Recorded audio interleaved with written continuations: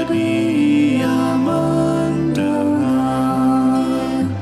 sejak kulihat wajahnya, ku yakin pada firman-Nya dan menyerahkan bimbangku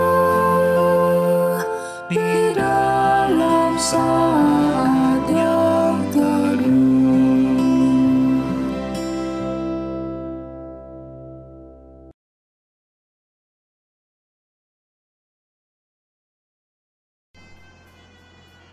Mazmur 89 ayat 2-3.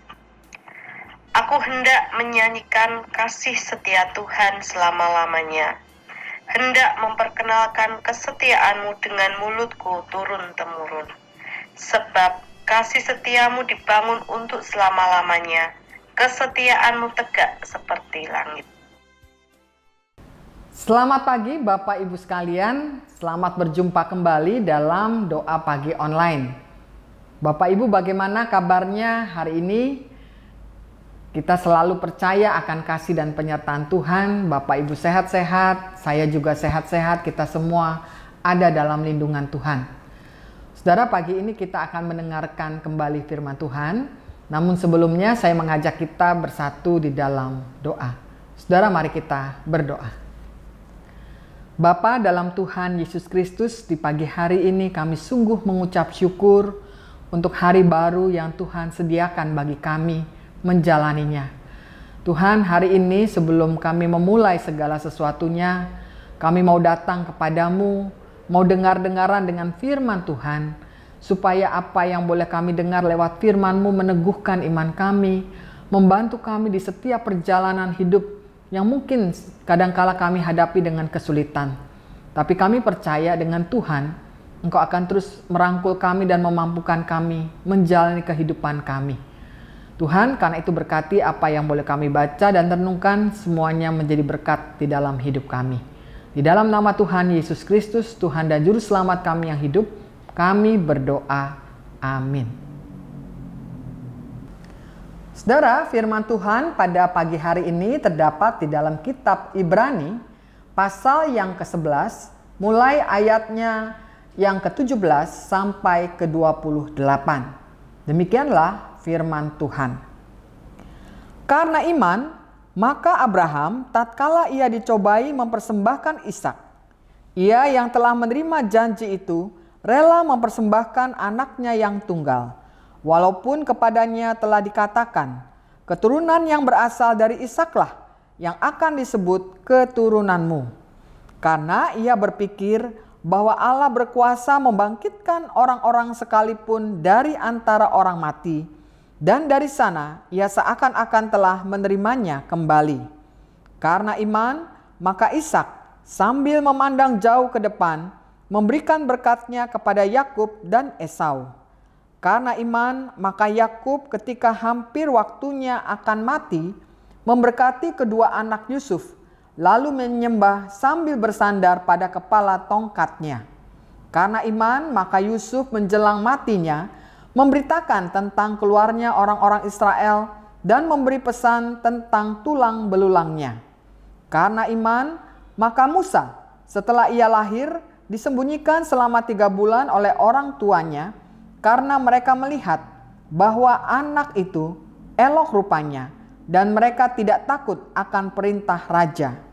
Karena iman, maka Musa setelah dewasa menolak disebut anak putri Firaun, karena ia lebih suka menderita sengsara dengan umat Allah daripada untuk sementara menikmati kesenangan dari dosa. Ia menganggap penghinaan karena Kristus sebagai kekayaan yang lebih besar daripada semua harta Mesir, sebab pandangannya ia arahkan kepada upah. Karena iman, maka ia telah meninggalkan Mesir dengan tidak takut akan murka raja. Ia bertahan sama seperti ia melihat apa yang tidak kelihatan. Karena iman, maka ia mengadakan Paskah dan pemercikan darah, supaya pembinasa anak-anak sulung jangan menyentuh mereka. Saudara, sampai semikian pembacaan kita. Tentu yang berbahagia adalah kita yang mendengar firman Tuhan serta memeliharanya. Saudara, seperti yang saya katakan semula, bahwa tema pada pagi hari ini adalah iman sumber ketaatan. Saudara, ketaatan saudara tidak bisa dilepaskan dari iman. Ketaatan adalah bagian, atau boleh dikatakan ketaatan adalah bukti dari iman. Bisa saja seseorang taat atas dasar motivasi, misalnya karena takut kena musibah, takut kena penyakit. Karena itu taat kepada Tuhan. Atau barangkali ada orang taat motivasinya karena diiming-imingi sesuatu. Jadi ketika dia mau taat, karena dia merasa, oh nanti kalau saya taat, saya akan hidupnya berlimpah-limpah, entah dengan kekayaan atau hal-hal yang bersifat duniawi. Nah saudara, itu ketaatan yang kita lakukan karena motivasi-motivasi yang keliru. Tetapi kalau kita bicara tentang iman, maka tidak ada cara lain kalau orang ingin beriman, maka ia harus taat. Karena itu saudara-saudara, orang yang beriman itu mau tidak mau, ia harus bersedia membayar harga, membayar mahal untuk sebuah ketaatan. Nah, kalau kita lihat di dalam pembacaan Alkitab pada pagi hari ini, Ibrani 11 ayat 17 sampai 28, kita berjumpa dengan para tokoh-tokoh Alkitab yang adalah saksi-saksi iman. Kalau kita perhatikan bagaimana mereka memiliki iman yang mereka wariskan kepada keturunan mereka, kepada anak-anak mereka.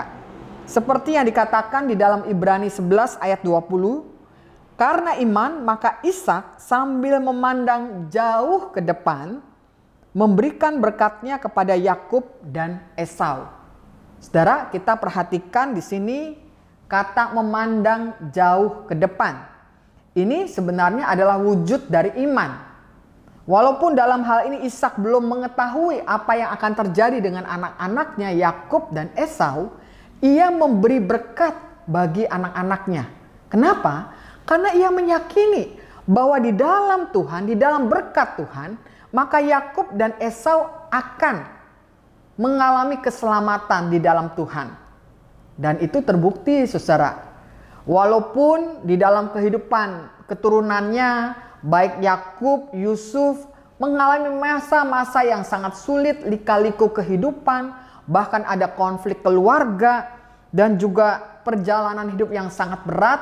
Ya seperti Yusuf harus masuk ke penjara cukup lama, tetapi kita bisa melihat saudara, di balik segala sesuatu, di mana seorang Ishak mengimani akan hal itu, maka ternyata baik Yakub dan Yusuf di masa tuanya mendapatkan keselamatan itu. Pada akhir kehidupannya kita bisa melihat bagaimana Yusuf meminta agar keturunannya itu membawa kembali tulang belulangnya untuk kembali ke Israel. Dibawa dari Mesir ke Israel. Bukankah ini menunjukkan bagaimana berkat yang dinyatakan oleh Ishak dalam hidup imannya itu ternyata membawa dampak positif bagi keturunannya. Demikian juga dengan Musa, saudara-saudara. Kita tahu Musa dari sejak bayi itu mengalami ancaman yang luar biasa, nyaris terbunuh. Namun ia justru diselamatkan. Bahkan yang luar biasa lagi, kehidupan Musa itu walaupun dia hanya seorang bayi pada saat itu, tapi bisa diselamatkan dan tinggal di lingkungan kerajaan Mesir. Nah ini kita bisa melihat karena iman orang tuanya, bagaimana seorang Musa yang bayi ini tidak ada siapa-siapa, tapi tetap dipelihara oleh Tuhan. Dan di dalam kehidupan Musa pun setelah dia dewasa, dia juga menjadi seorang yang beriman, taat. Karena kita melihat bagaimana seorang Musa diasuh dengan baik. Walaupun ada di tengah-tengah keluarga kerajaan, tetapi dia tidak pernah melupakan keluarganya sendiri dan mewariskan nilai-nilai iman keluarganya. Sehingga ketika dia tinggal di kerajaan sekalipun, itu tidak menggelapkan dirinya akan hal-hal yang bersifat materi, kekayaan, tapi justru mau bersama-sama dengan umat Israel dalam kesengsaraan. Dan bahkan pada titik yang lebih jauh lagi kita melihat bagaimana Musa dalam imannya dapat menjadi seorang pemimpin yang mengeluarkan bangsa Israel dari Mesir. Nah saudara, karena itu kita bisa melihat betapa luar biasanya arti ketaatan di dalam iman. Nah memang kalau kita bicara tentang ketaatan dalam iman, tidak semudah itu juga dijalani. Karena kadang-kadang kita juga berhadapan dengan situasi yang membingungkan dan membawa kebimbangan. Nah ini bisa kita lihat juga dalam perjalanan hidup seorang Abraham. Kadang ketaatan itu terlihat bertentangan dengan iman. Nah hal itu bisa kita lihat bagaimana Abraham mengalami hal itu ketika ia dicobai.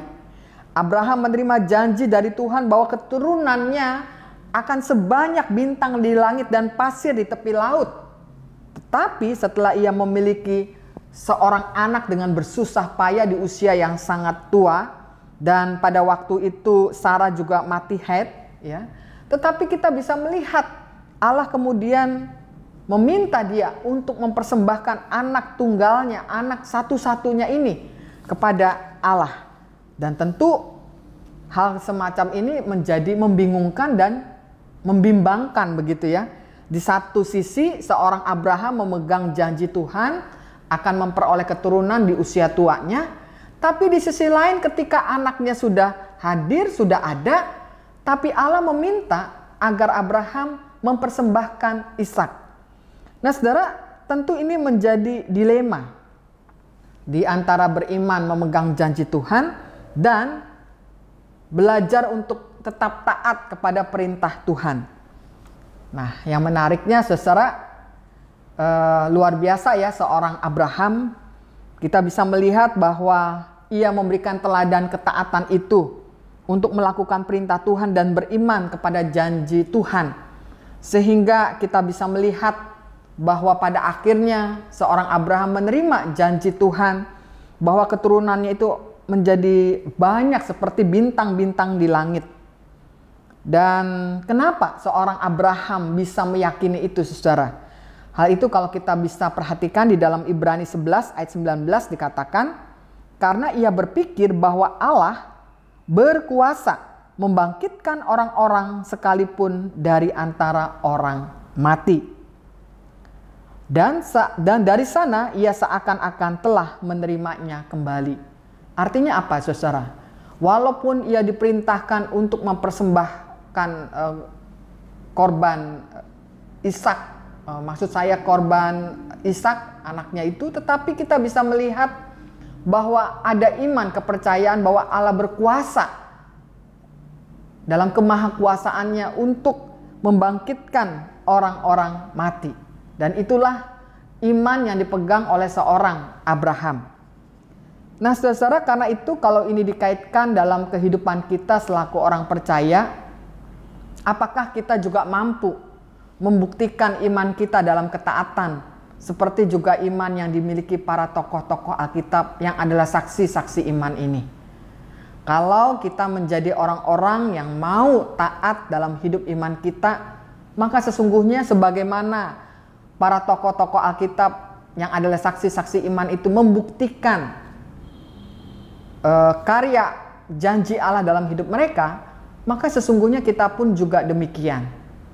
Di saat-saat hidup yang mungkin kita merasakan begitu terpuruk, kita ada dalam situasi yang begitu sulit, seperti tidak menemukan jalan keluar, masihkah kita mau taat akan janji Tuhan, janji penyertaan Tuhan?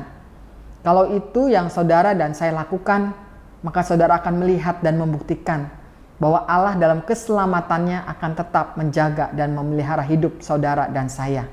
Oleh karena itu saudara, mari kita terus mengasah hidup iman kita untuk tetap taat pada janji-janji Tuhan, pada perintah Tuhan, supaya apa yang kita terima daripadanya, kita beroleh keselamatan. Amin. Saudara-saudara, mari kita bersatu di dalam doa. Bapa di dalam Tuhan Yesus Kristus, kami bersyukur untuk firman Tuhan yang mengingatkan kepada kami bagaimana kami harus senantiasa hidup di dalam iman kepadamu, dan kami terus-menerus belajar untuk taat mengikuti kehendak-Mu. Saat ini juga kami ingin berdoa Tuhan untuk kehidupan keluarga kami. Tuhan berkatilah agar kesatuan hati, saling mendukung, saling mengampuni, kami hidupi sebagai keluarga, sehingga dalam susah ataupun senang, kami senantiasa hidup secara harmonis sebagai satu keluarga, dan berkatilah anak-anak kami dalam studi dan masa depan mereka, sehingga mereka dapat menyelesaikan studi dengan baik demi masa depan yang mereka inginkan. Kami juga berdoa Tuhan dan bersyukur bagi ibadah yang sampai saat ini boleh berjalan secara hybrid, dan kami terus berdoa agar di tengah-tengah ancaman penularan COVID, Tuhan senantiasa mengaruniakan kepada setiap pelayan-pelayan ibadah untuk tetap dapat terlindungi dari penularan COVID, dan kalaupun itu terjadi ada penanganan yang baik sehingga mereka boleh disembuhkan. Tuhan, karuniakanlah kepada majelis jemaat dan badan-badan pelayanan kesatuan hati dalam melayani, dan mampukan kami menjalankan program kerja dari setiap bidang dan komisi dengan baik, sehingga sebagai gereja kami mengalami pertumbuhan. Kami juga berdoa Tuhan untuk situasi dan kondisi di Indonesia terkait dengan penanganan COVID. Walau masih banyak korban yang terpapar COVID, namun situasi di Indonesia masih kami syukuri karena dapat dikendalikan dengan baik. Dan kami berdoa Tuhan, biarlah situasi ini boleh menunjukkan pelandaian dalam penularan, sehingga berbagai aktivitas masyarakat seperti bekerja, bersekolah, beribadah dapat dijalankan dengan baik ya Tuhan. Kami juga berdoa saat ini untuk situasi dunia yang tidak sedikit negara yang juga mengalami penularan COVID. Biarlah penanganan COVID di negara-negara tersebut mendapatkan jalan keluarnya, sehingga masyarakatnya juga pada akhirnya menjadi sehat kembali. Kami juga berdoa Tuhan untuk situasi dunia yang saat ini dibayang-bayangi oleh krisis ekonomi global yang tentunya bisa berimbas kepada Indonesia. Tuhan, tolonglah agar pemerintah kami mampu mengayomi rakyatnya dari daerah-daerah pelosok sampai pusat, agar krisis ekonomi dapat dikendalikan, sehingga terutama saudara-saudara kami kaum marginal tetap dapat dukungan dari pemerintah, dan mereka tetap dapat melanjutkan kehidupan dalam kesejahteraan. Tuhan, kami juga ingin berdoa untuk perdamaian dunia. Biarlah perdamaian dunia ini sungguh dapat terwujud Tuhan, terutama di negara-negara bertikai seperti Ukraina dan Rusia, Israel dan Palestina. Kami sungguh merindukan Tuhan hidup damai, apalagi panggilan kami sebagai citra Allah yang senantiasa seharusnya mampu mewujudkan perdamaian itu bagi seluruh makhluk ciptaan-Mu.